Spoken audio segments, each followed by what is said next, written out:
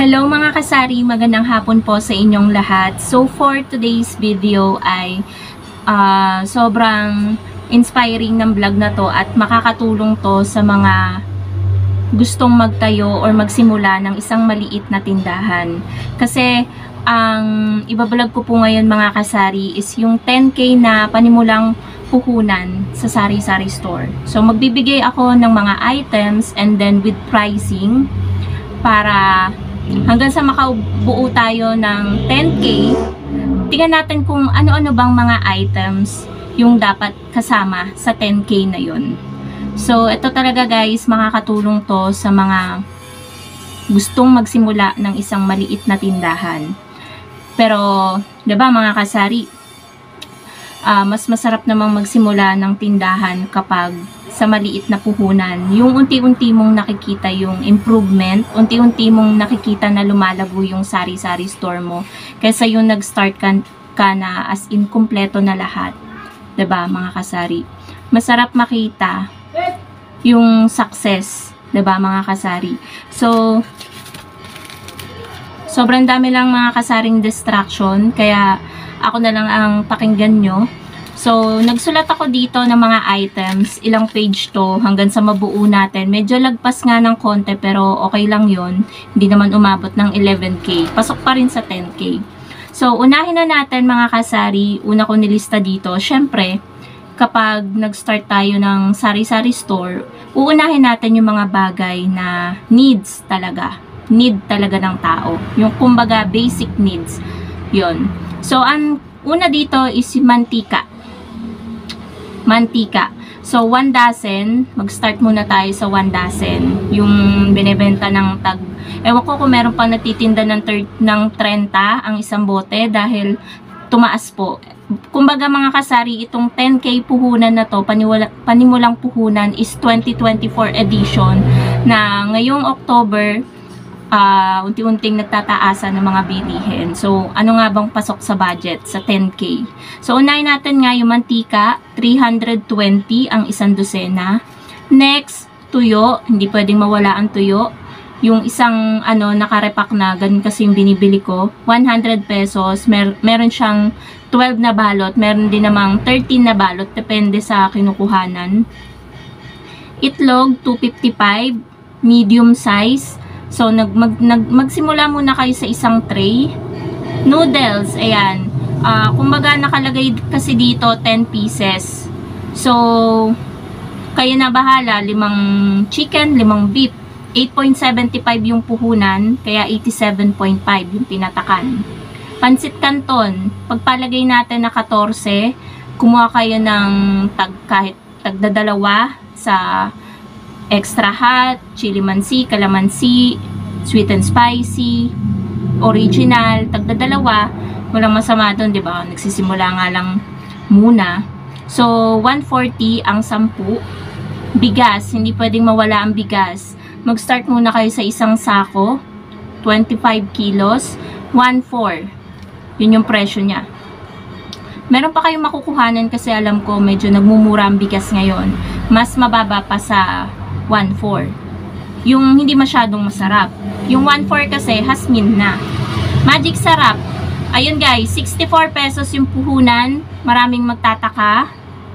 Magko-comment dito sa vlog. Hindi pa po nagtataas dito sa lugar namin ang Magic Sarap. Actually, kaka-check ko lang ng resibo ko. Kakapamili ko lang nung October 6. October 10 ngayon. So, 63 point something. Tumaas lang siya ng 2 pesos mahigit. Yun. Sa iba kasi marami akong nakikita ng mga vloggers na ang taas na daw. Pang 6 na daw talaga ang Magic Sarap. Pero 5 pesos pa din dito. Nor chicken. Kailangan meron tayo niyan. Nor chicken, pork, and beef. Taga-6 lang. 6 ang puhunan. So 36. 36 pesos sa chicken, pork, and beef. Yun yung puhunan niya. Sa kape, pinagpalagay ko na guys na kada isang Thai, 130. So, mag-start muna kayo sa 3 klase ng kape. Kopiko Blanca, Nescafe Original, bala na kayo, or Great Taste White. Basta 3 klase. Nagsisimula pa naman kayo eh. 390 yun. Sa biskuit naman. So, nakalista dito, is 5 klase ng biskuit. Bahala na kayo, i-assorted nyo na, Pudgy Bar, Skyflakes, Hansel. 400 pesos yung halaga nun. Pinagpalagay ko kasi na nasa 80 isang balot. Kasi depende pa rin sa inyo, malay nyo, medyo mahal yung madampot nyo, Pudgy Bar. Diba? Shampoo. Pagpalagay na 3 klase sa puhunan ng 72 ang isang dosena, so 216. Syempre kapag may shampoo, may conditioner. May papadaan guys na na tricycle. 78 ang isang dosena. Pagpalagay natin na cream silk green and pink lang. So 156 yon. So dito naman tayo guys sa delata, hindi pwedeng mawala. Syempre yung mga basic needs lang muna. Sa Argentina corned beef, 150 grams, kumuha muna kayo ng 3. 34 ang puhunan, so 102 yun. Argentina meatloaf, 22 yung puhunan, times 3, 3 lang muna. Kasi diba, nag-start pa lang, 66. San Marino na small, 28 yung puhunan, times 3, 84. Century tuna flakes in oil, 35 ang puhunan, times 3, 3 peraso lang, 105. Syempre, 'di ba mga kasari, ako nga nung nag-start akong magtindahan, ganyan lang talaga, tagda 2, tagda 3 para magkasya yung 10k na puhunan. Kasi 'di ba 2024 edition 'to. So, sa mga tuna na 555, 28 ang puhunan, pinagpalagay ko ng mga 5 peraso. Kayo na bahala, 2 apritada, isang mechado, isang kaldereta, isang adobo, bahala na kayo. 140 yon. Cheese whiz, syempre baka may maghanap ng palaman, kahit 6 na sachet lang na twin pack, 12 ang puhunan, 72 pesos. Sibuyas at bawang, hindi pwedeng mawala yan kasi may naghahanap talaga niyan sa tindahan. Mamili muna kayo sa palengke ng 100, worth 100 pesos. Sardinas, ito pala, 10 peraso yung nilista ko dito kasi pambansang ulam yan. Talagang maraming bumibili ng sardinas, 25 ang puhunan, 250 yung pinatakan. Toyo at suka, repack na lang muna yung pamilihin nyo, tag 5 peraso. Puhunan, 55 sa toyo, sa suka naman, 40 pesos.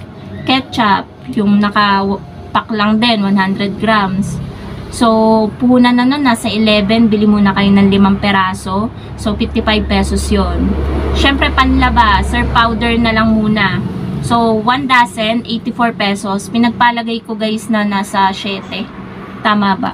7 times 12. Yan. Nasa 7. Kasi ako sa ahente kumukuha. Iba pa rin yan sa mga ibang pamilihan. Medyo magmamahal ng konti. Kaya, sinakto ko ng 7 pesos ang isang sachet. Syempre, fabric conditioner. Pinagpalagay ko na 6 yung puhunan, times 12, 1 dozen, 72. Tagi-isang klase na lang muna, tagi-isang kulay. So, Downy, kasi minsan ayaw ng Sir Fabric Conditioner. Sa Downy Small, so 1 dozen, 72. Pinagpalagay ko kasi magka-pricing lang naman yan. Syempre, merong ayaw ng Sir, punta naman tayo sa Tide Powder. 1 dozen ang kukunin. So, 164. Medyo pricey guys talaga ang Tide Powder kasi ang bentahan ko niyan dito ay 16 pesos kada twin pack. So, toothpaste, pagpalagay natin 1 dozen na Colgate kasi may maghahanap talaga niyan, 96 pesos. So, sa hindi ako nakapagsama dun sa mga kape, Bear Brand Swak, yung Bear Brand na swak. Pagpalagay natin na isang tie, 8 pieces yon, 8 sachet. So, nasa 90 pesos yon. Medyo nagmahal ngayon guys ang Swak Bear Brand. Nung kapapamili ko pa lang, buti nag-check ako ng resibo. Yun guys, yung magandang gagawin nyo always. I-check nyo po yung inyong resibo kapag namimili kayo. Huwag nyo pong kakalimutan palagi. So, syempre, may maghahanap ng soft drinks. Huwag na rin tayo magpawala niyan. Isama na natin yan sa 10k na panimulang puhunan.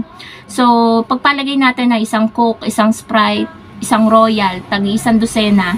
So, 190 ang 1 dozen. 190 times 3, 570. Next naman, syempre, mineral. May soft drinks nga. Syempre, hindi mawawala ang tubig. Yung isang case, 24 pieces na yon, 226. So, ang bentahan ko nun guys, 15. Pero pwede nyo siyang ibenta ng mas mababa. Depende na lang kung magkano nyo papatungan. Syempre guys, kahit papano, kahit maliit yung tindahan, may mga maghahanap pa rin talaga ng alak. Kaya pwede kayong mag-start sa gin bilog tsaka 4. So, sa gin bilog, naglista ako dito ng 12 pieces kasi mabilis maubos yun, guys. So, 61 yung puhunan times 12, 732. Yung 4 naman, 121 yung puhunan times 6. 6 pieces yung nilista ko dito, 726. Basta guys, itong presyo na to is presyong dali naman to. Iba pa yung presyo nito sa palengke. Medyo mas mahal ng konti lang naman. So, syempre, sabon na mabango, nilista ko dito Silka tsaka Safeguard. So, sa Silka, 19 yung puhunan. Bumili ka ng 5 peraso, 95 pesos yun. Safeguard, mas mahal ng konti, 20 times 5, pinagpalagay ko na 20 kasi nasa 19.5 siya eh. So, ni-round up na natin. So, 100 pesos yun. Syempre, kapag may mga alak tayo, kailangan may sigarilyo kahit papano, kahit pakahakaha lang. Kaya naglista na rin ako dito. So, kung ano yung fast moving, Camel, Chester, tsaka Marlboro Red. So, tag 5 kaha ng Camel, 5 kaha ng Chester, 533 yung puhunan nun. 533 yung Camel, 533 yung Chester. Sa Marlboro naman, 3 kaha lang yung nilista ko. Marlboro Red, guys, yung pinakamabenta. So, 156 ang isang kaha. Medyo pricey talaga. Ito yung pinakamahal na sigarilyo. 468 yung pinatakan ng 3 kaha lang. Kaya, magsimula muna tayo sa kaha-kaha. Kapag lumago na po yan, makakabili na po kayo ng rim-rim kasi dyan din ako nag-start noon. Noon nga, isa-isang kaha lang ako, 2 kaha, pero ngayon nakakabili na ako ng rim-rim. So, walang imposible. Syempre, candy. Pagpalagay natin na sa Max na lang muna tayo, Max candy tayo magsimula. 3 kulay. Bumili ka ng green, ng orange, ng Max yellow. Ayan, basta 3. 41 yung isang balot times 3, 123. Tang na juice, syempre, 19 ang isa, bumili ka ng 3 orange, 3 pineapple, kasi yan yung mabibenta na flavor ng tang eh. 114. Chichirya worth 500 pesos, kayo nang bahala, i-assorted nyo. Syempre, kailangan ng panligpit, Max Glow, sa maliit muna kayo magsimula, 15 ang isa, times 5, 5 yung bibilhin nyo muna, 75. Sunrocks, 9 times 5, 9 yung puhunan nun eh, yung maliit, 45 pesos. 5 peraso yung bibilhin mo na Sunrocks. And last, luncheon meat, ayan, halo-halo kasi to guys, luncheon meat na small. Basta, kung nagsisimula kayo sa maliit na puhunan, mga small size muna yung bilihin nyo. So, 35 yung puhunan niya, times 3, 105. So, a total of 10,228 pesos. So, yun guys, medyo lumabis ng konti pero pasok pa naman siya sa 10K. Hindi naman kayo magdadala ng saktong 10K lang. Alam ko naman may palabis kayo. So, ayun guys, I hope ay nakatulong itong vlog na to sa mga gustong magtayo or magsimula ng isang maliit na tindahan. So, kung meron po akong hindi na isama, pasensya na po, kayo na lang po ang magdagdag. So, ito kasi yung mga pumasok lang sa isip ko talaga bago ko mag-start mag-vlog. Sulat ako ng sulat. So, ayun po mga kasari. Thank you so much for watching and happy selling po sa inyong lahat. Bye guys!